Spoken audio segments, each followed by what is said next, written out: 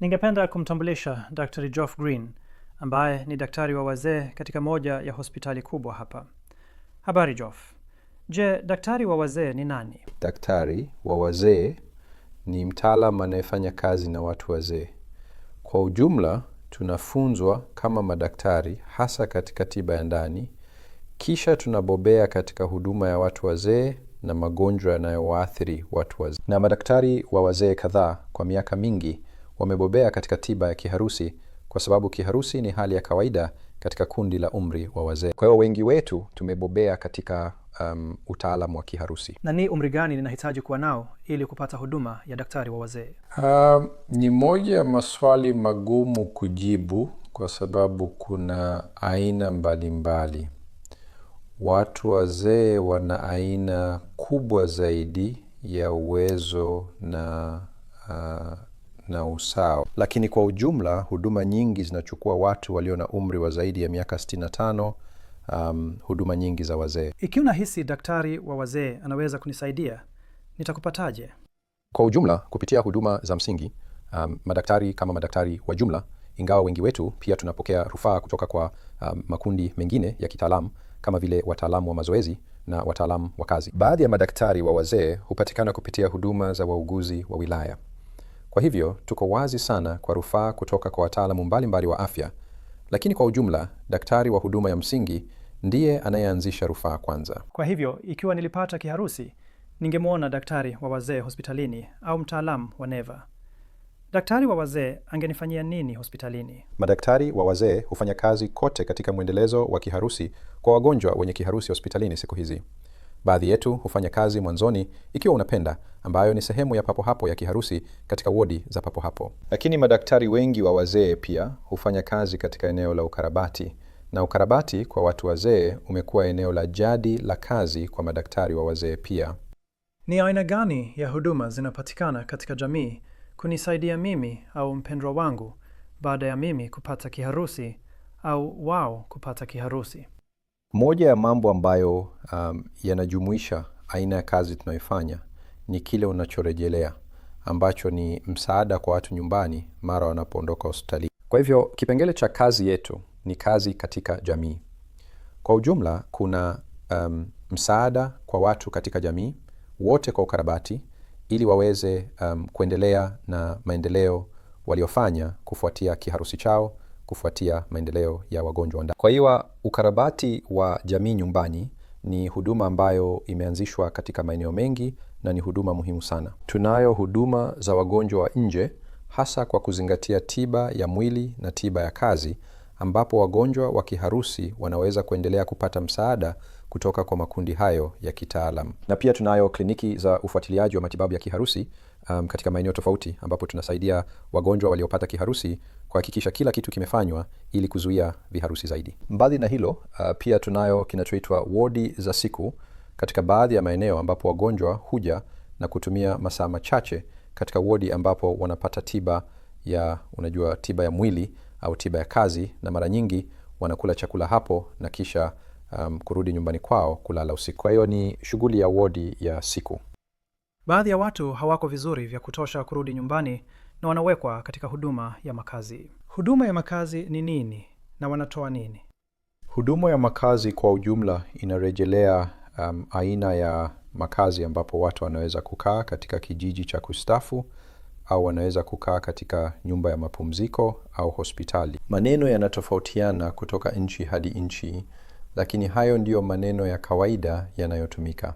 Umuhimu wa huduma ya makazi ni kwamba inatoa msaada kwa watu katika shughuli zao za kila siku na msaada wa matibabu ambao wanaweza kuhitaji wakati haiwezekani tena kwa wapendwa wao kutoa hiyo katika mazingira yao wenyewe. Na mara nyingi sana huwezi kutoa msaada mwingi katika mazingira ya mtu. Kwa mfano, mtu anaweza kupokea msaada wa huduma binafsi ambapo mtu huja na kumsaidia kuoga au kumsaidia kuvaa, na hiyo inaweza kutolewa kwa saa moja kwa siku au masaa machache kwa siku. Lakini ambapo mtu anahitaji huduma zaidi ya hiyo, wakati mwingine wanahitaji huduma ya nyumba ya mapumziko au hospitali, huduma ya muda mrefu ya wazee hospitalini. Huduma ya nyumba ya mapumziko kwa ujumla, mtu ni huru zaidi, na wakati mwingine kwa kawaida ana uwezo wa kutembea, lakini anahitaji msaada wa uuguzi. Wakati mtu ambaye amepoza zaidi na anahitaji huduma ya uuguzi ya saa 24 atakuwa hospitalini. Ikiwa ninamtunza mtu ambaye amepata kiharusi, ungependa kunipa ushauri gani? Kuwa na subira na kuelewa athari za kile mtu huyo amepata. Pata msaada wote unaoweza. Usiwe jasiri na mwenye nguvu. Kumbuka unahitaji msaada na unahitaji msaada. Pata msaada wa kusaidia katika huduma za kila siku za mtu huyo. Kumbuka kwamba wagonjwa wa kiharusi huboresha, lakini jambo kubwa ni kwamba inachukua muda. Na familia za kiharusi zinahitaji kuwa na subira sana na kumpa mtu muda mwingi wa kupona kutokana na kile kilichotokea, kwa sababu yote ni mchakato mrefu wa kupona. Tumia chochote unachoweza, ikiwa ni pamoja na huduma ya mapumziko. Sawa. Kusaidia katika huduma ya mtu unayemtunza ambaye amepata kiharusi. Huduma ya mapumziko ni nini? Huduma ya mapumziko ni pale ambapo mtu anaenda hospitalini au katika nyumba ya mapumziko kwa muda mfupi, kawaida wiki 1 au 2, ili kuwapa walezi mapumziko. Na huduma ya mapumziko ni muhimu sana kuwapa walezi fursa ya kujaza nishati zao, kupata mapumziko, kuwa na likizo kidogo, na kisha kujisikia upya ili waweze kumtunza mpendwa wao tena. Huduma ya mapumziko kwa ujumla hufanyika katika nyumba za mapumziko, lakini pia inatolewa katika baadhi ya maeneo hospitalini kulingana na jinsi mtu alivyotegemea. Ikiwa wanategemea sana, wanaweza kuhitaji kuwa na huduma ya mapumziko hospitalini. Na katika baadhi ya maeneo, katika maeneo mengi, inagharamiwa na huduma za afya na ni bure. Ni muhimu kiasi gani kwamba nitumie huduma hii ya mapumziko inayotolewa kwangu? Muhimu sana, kwa sababu ni muhimu mtu anayefanya huduma apate mapumziko.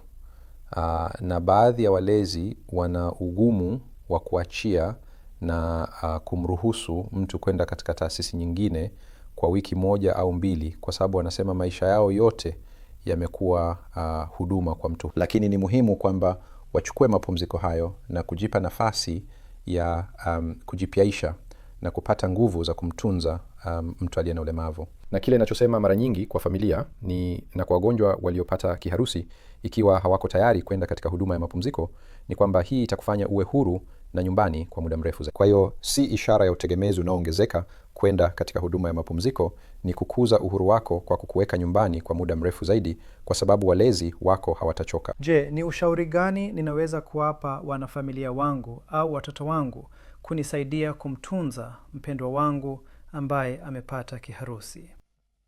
Nadhani wanahitaji kuhakikisha kwamba wanakupa msaada wa kihisia unaohitajika. Lakini zaidi ya hayo, walezi wanahitaji msaada wa vitendo. Wakati mwingine familia hufikiri kwamba simu au barua pepe au aina hiyo ya mawasiliano inatosha, lakini mara nyingi watu wanahitaji msaada wa vitendo. Wanahitaji mtu wa kusaidia na miadi ya daktari. Wanahitaji mtu wa kusaidia na ununuzi.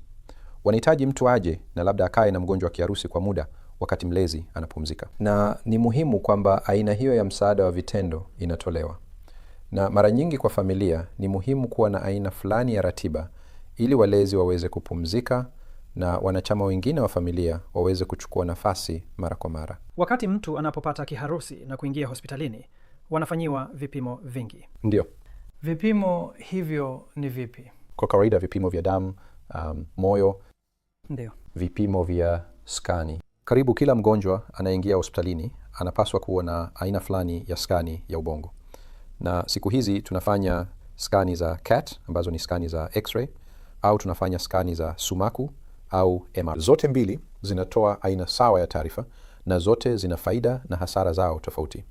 Lakini wagonjwa wengi wenye kiharusi wanapaswa kuwa na aina fulani ya skani ya ubongo. Zaidi ya hayo, tunaangalia kuona na vipimo ni nini kilichosababisha kiharusi, kwa sababu daima kuna mshipa wa damu ulioziba au damu iliyosafiri kwenye mzunguko. Kwa hivyo tunaweza kuangalia moyo kwa picha za moyo, au tunaweza kuangalia mshipa ya carotid kwa picha za ultrasound za mshipa ya carotid. Wagonjwa wengi walio na kiharusi wanapaswa kuwa na cardiografia ambayo ni ECG kama inavyoitwa ya moyo na vipimo vya damu ili kuangalia sababu za hatari kama cholesterol, kisukari na vipimo vingine vya damu vinapaswa kufanywa mara kwa mara kwa wagonjwa walio na kiharusi. Kwa hivyo mgonjwa wa kiharusi Anaweza kutarajia kufanyiwa vipimo vya damu, picha za skani, picha za moyo, pamoja na kajiografia ya umeme.